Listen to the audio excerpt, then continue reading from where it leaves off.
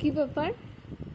হ্যাঁ, তুমি আজকে হঠাৎ, মানে আমি যদি বলি যে আজকে একটু মা ফুচকা, যদি ফুচকা আসে, আমি যদি বলি যে একটু ফুচকা খাওয়াও বা একটু চুমুক খাওয়াও, এরকম যদি বলি, প্রতিবারই বলে না এখন খেতে হবে না, খেতে হবে না, এরকমটা বলে।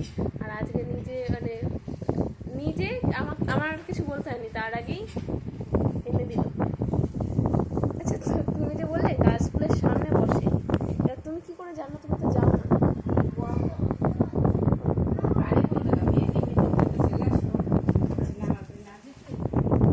আমার হাত ধোয়া নেই, একটু দাও তো মুখে।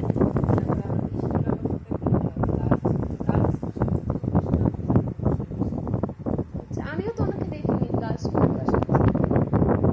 এবার আমি বললাম হয়তো নতুন বসেছি কিনা।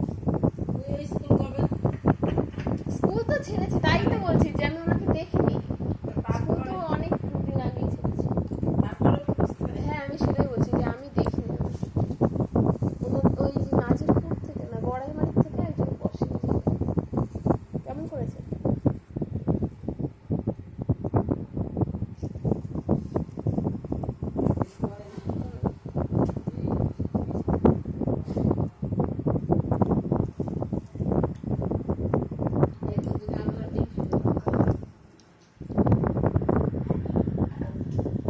হাত হাত না ধুলে বেশি খাবে।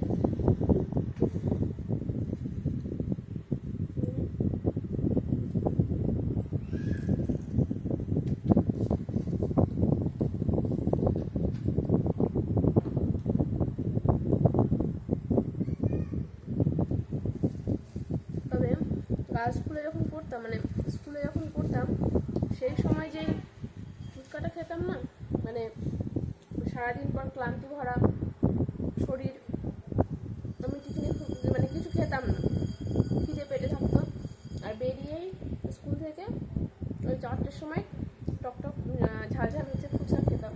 আর সেই ফুচকাটার স্বাদটা যে কী ভালো ছিল, মানে এমনি ভালো করে, তবে ক্লান্তি ভরা শরীরে